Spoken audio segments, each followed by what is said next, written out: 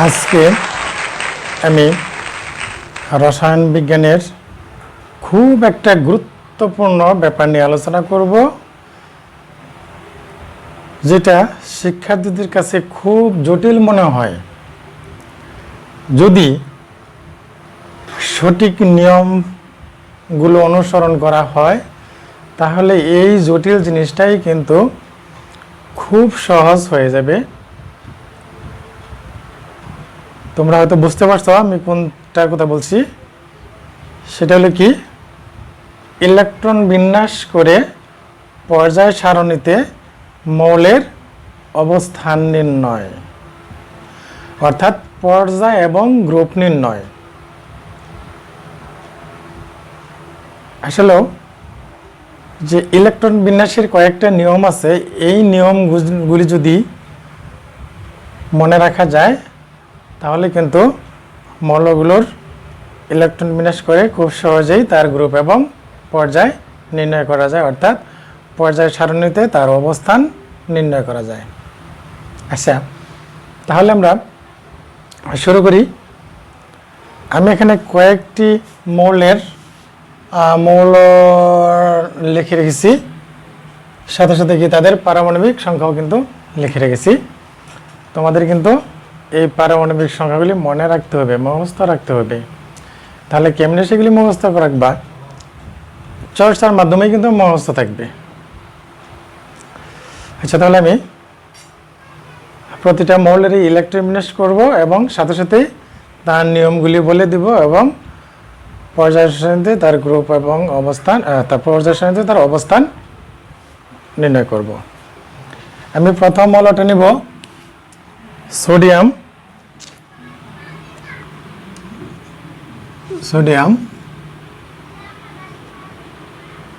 শিক্ষার্থীরা, এই ইলেকট্রন বিন্যাস করার আগে তোমাদের কিন্তু একটি নিয়ম, মানে একটি সূত্র মুখস্থ রাখতে হবে। সেই সূত্রটা হলো, আমি উপরে লিখে রেখেছি 1s 2s 2p 3s 3p 4s 3d 4p 5s 4d 5p, এভাবে আরও আছে। আপাতত যদি এই পর্যন্ত শিখো তাহলে কিন্তু চলবে। আমি আরেকটা জিনিস এখানে দেখাই দিই। তোমার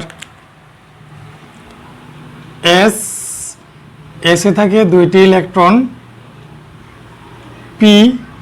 পিতে থাকে 6টি ইলেকট্রন, ডিতে থাকে 10টি ইলেকট্রন, আর এফে থাকে 14টি ইলেকট্রন। তাহলে এবার শুরু করি। প্রথম সোডিয়াম হলো 11টি ইলেকট্রন।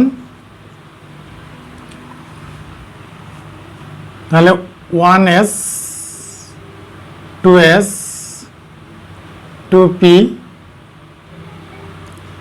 3s। সোডিয়ামের 11টি ইলেকট্রন, 2 4 10 11। হ্যাঁ, 11টি কিন্তু হয়ে গেছে। এখন লক্ষ্য করো, সোডিয়ামের সর্বশেষ প্রধান শক্তি স্তরে কিন্তু একটি ইলেকট্রন আছে। সোডিয়ামের সর্বশেষ শক্তি স্তরে কিন্তু একটি ইলেকট্রন আছে। কোন মৌলের সর্বশেষ প্রধান শক্তি স্তরে যতটি ইলেকট্রন থাকে পর্যায় সারণীতে তার অবস্থান তত নম্বর গ্রুপে। আবার বলছি, কোন মৌলের সর্বশেষ প্রধান শক্তি স্তরে যতটি ইলেকট্রন থাকে পর্যায় সারণীতে তার অবস্থান তত নম্বর গ্রুপে। তাহলে দেখো, এখানে সোডিয়ামের সর্বশেষ প্রধান শক্তি স্তরে একটি ইলেকট্রন আছে। তাহলে কি পর্যায় সারণীতে তার অবস্থান কি 1 নম্বর গ্রুপে। তাহলে লিখব গ্রুপ 1। আবার ইলেকট্রনগুলি যতটি স্তরে বিন্যস্ত থাকে পর্যায় সারণীতে তার অবস্থান তত নম্বর পর্যায়ে। আবার বলছি, ইলেকট্রনগুলি যতটি স্তরে বিন্যস্ত থাকে পর্যায় সারণীতে তার অবস্থান তত নম্বর পর্যায়ে। এখন এখানে আছে 1s একটা স্তর, 2s 2p একটা স্তর, 3s একটি স্তর। তাহলে কয়টা স্তর হলো? তাও যদি মনে না রাখতে পারো তাহলে লক্ষ্য করো 1 2 3 সর্বোচ্চ আছে আমাকে 3, তাহলে তার পর্যায় হলো 3, অর্থাৎ সে কি তৃতীয় পর্যায়ের মৌল। তাহলে লিখবো পর্যায় 3 বা তৃতীয় লিখতে পারি, পর্যায় তৃতীয়। বুঝতে পারলে অবশ্যই। এখন নিব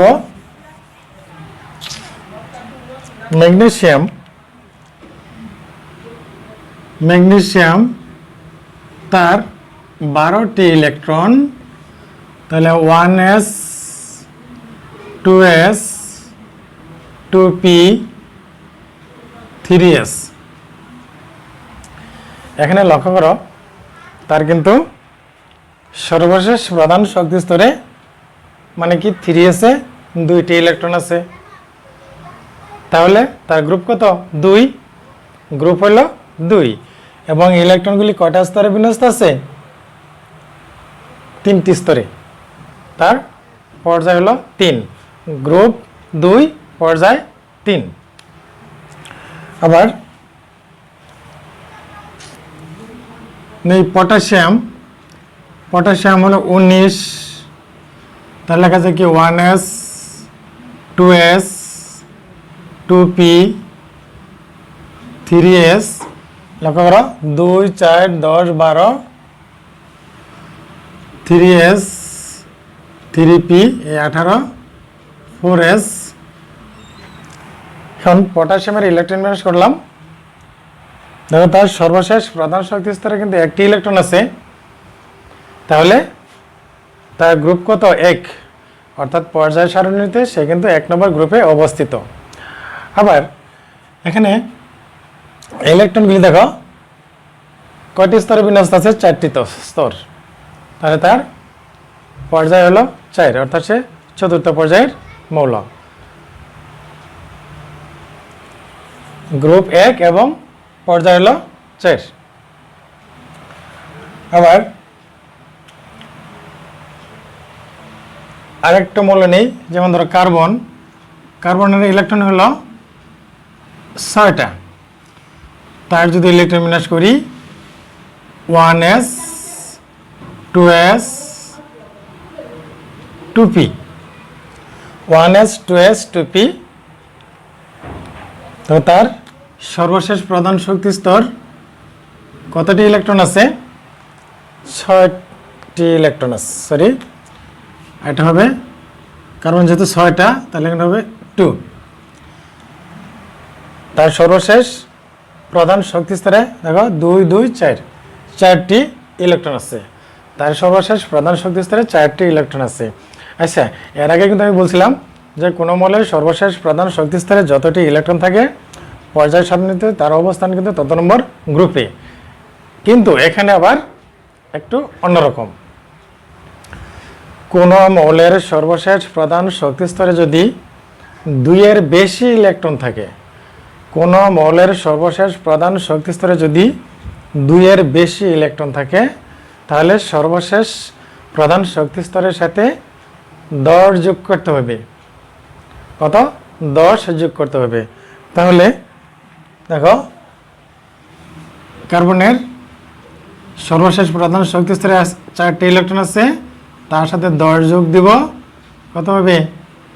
14, অর্থাৎ কি সে পর্যায় সারণীতে 14 নম্বর গ্রুপে অবস্থিত। পর্যায় সারণীতে 14 নম্বর গ্রুপে অবস্থিত হলো কার্বন। আর পর্যায় কিন্তু ঠিক আগের নিয়মেই, পর্যায়ের নিয়মের কিন্তু পরিবর্তন নাই, শুধু গ্রুপের নিয়মটার পরিবর্তন হবে। তাহলে পর্যায় এখানে যেহেতু তার 2টা স্তর আছে, তাহলে সে দ্বিতীয় পর্যায়ে মৌল। আবার অক্সিজেনের ইলেকট্রন বিন্যাস করি, অক্সিজেন হলো 8টি, তাহলে লেখা যাব 1s 2s 2p। কটা হলো দেখো 2 4, যেহেতু 8টা আছে তার লাগবে না আরো 6টি ইলেকট্রন, তাহলে 1s 2s 2p, তার মানে 2 4 4 8টি ইলেকট্রন হয়ে গেছে। এখানেও তার দেখো সর্বশেষ প্রধান শক্তি স্তর কি 2s 2p। কয়টা ইলেকট্রন আছে 2 আর 4 6টি ইলেকট্রন আছে। এখানেও কিন্তু যেহেতু তার সর্বশেষ প্রধান শক্তি স্তরে 2 এর বেশি ইলেকট্রন হয়েছে, তাহলে এখানেও 10 যোগ দেব। কার সাথে সর্বশেষ প্রধান শক্তি স্তরে আছে 6টি ইলেকট্রন, তার সাথে 10 যোগ দিব, কত হবে 16। অর্থাৎ অক্সিজেন পর্যায় সারণীতে গ্রুপ 16তে অবস্থিত। পর্যায় আগের নিয়মেই যেহেতু স্তর আছে কয়টা 2টা স্তর আছে, তাহলে সে কি দ্বিতীয় পর্যায়ের মৌল। তোমরা একটু ভালোভাবে খেয়াল করো, দেখবা যে তোমাদের কাছে কিন্তু খুব সহজ হয়ে যাবে। খুব সহজভাবে কিন্তু মৌলের ইলেকট্রন বিন্যাস করে পর্যায় সারণীতে তার গ্রুপ এবং অবস্থান নির্ণয় করতে পারবা। আমি কিন্তু ইতিপূর্বে 2টা নিয়ম বলে ফেলেছি, 2টা নিয়ম কিন্তু ইতিপূর্বে হয়ে গেছে, আরেকটি নিয়ম আছে।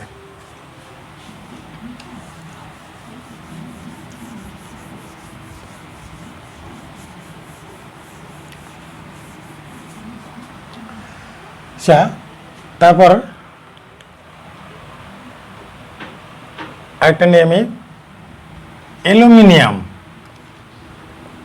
অ্যালুমিনিয়াম তার 13টি ইলেকট্রন, তাহলে 1s 2s 2p 2 4 10 হয়ে গেছে। 1s 2s 2p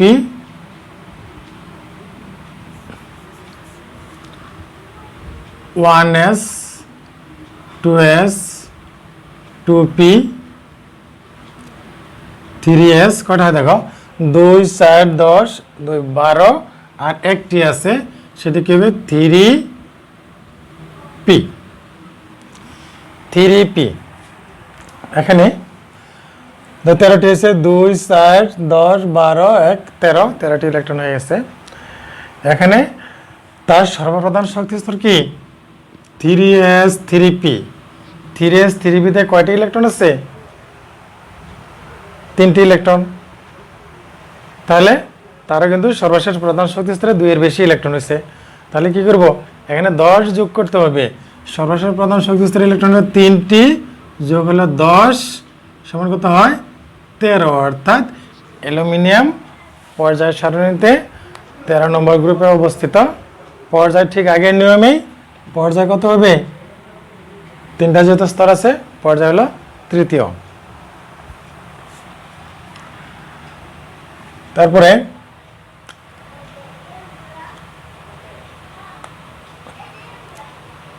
ফসফরাস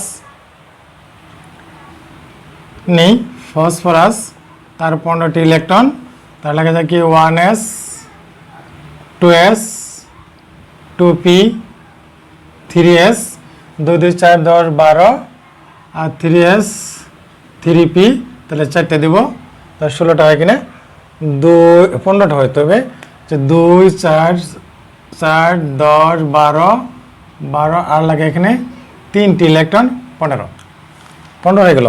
2 4 10 12 আর 3 হলো 15।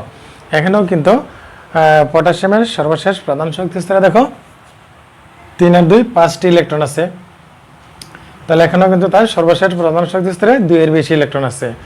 তাহলে তার সর্বশেষ প্রধান শক্তি স্তরের এই ইলেকট্রনের সাথে 10 যোগ দিব, 10 যোগ দিলে হবে 5 যোগ 10 সমান কত 15। অর্থাৎ ফসফরাস পর্যায় সারণীতে 15 নম্বর গ্রুপে অবস্থিত।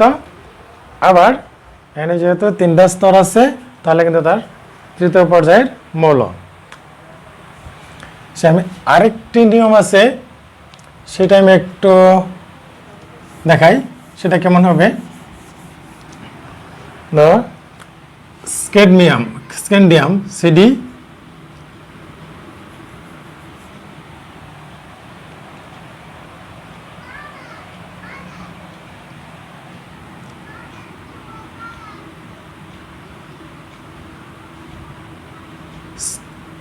স্ক্যান্ডিয়াম এসসি হবে।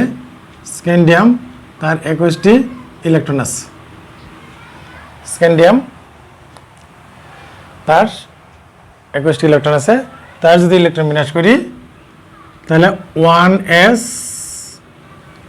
2s 2p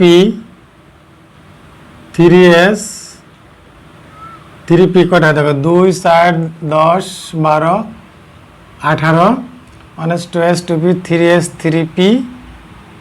3p কটা হলো 2 4 10 12 18 আর থাকে তিনটা 3p পরে কি 3p 3 1s 2s 2p 3s 3p 2 4 10 12 18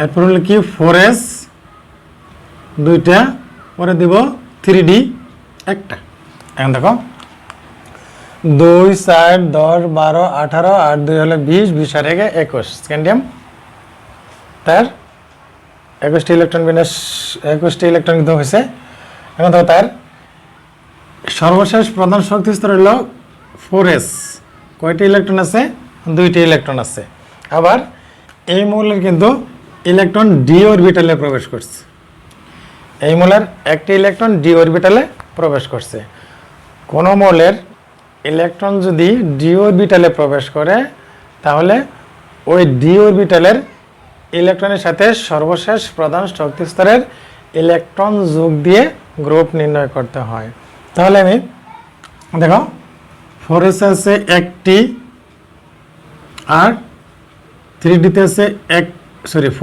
4s আছে দুইটি আর 3d তে আছে একটি 1 আর 2 যোগ দিলে হয় 3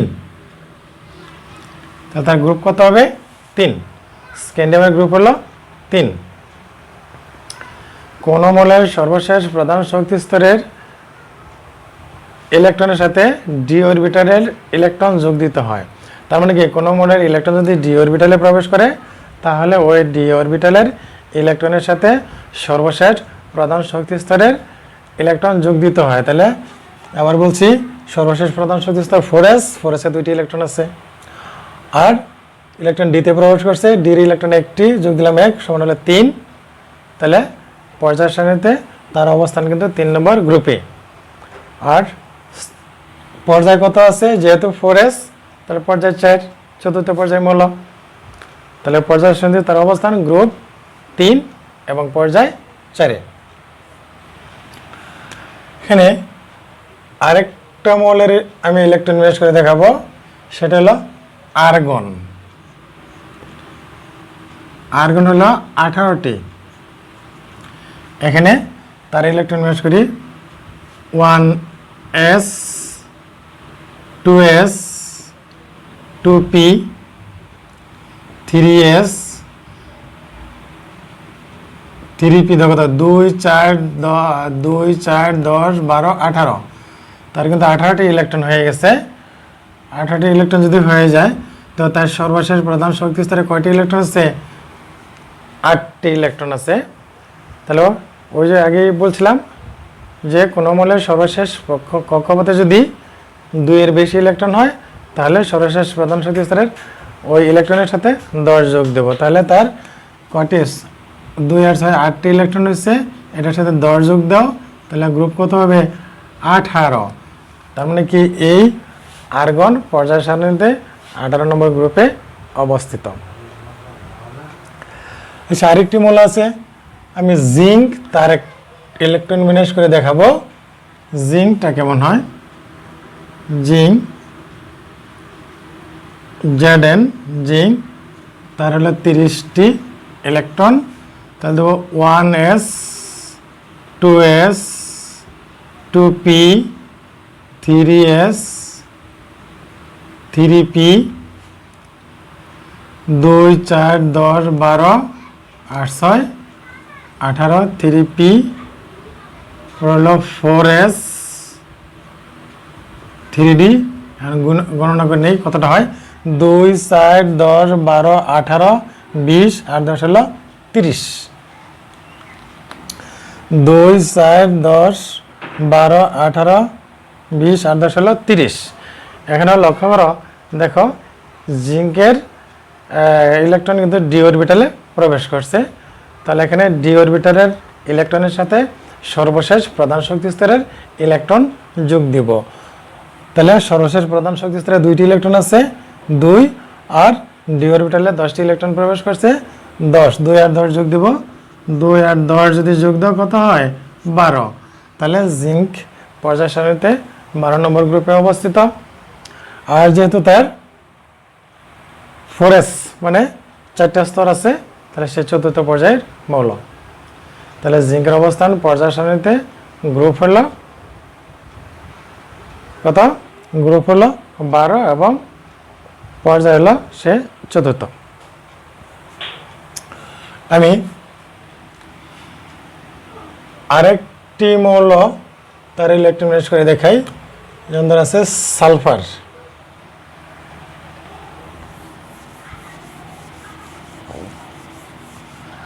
সালফার সালফার হলো 16,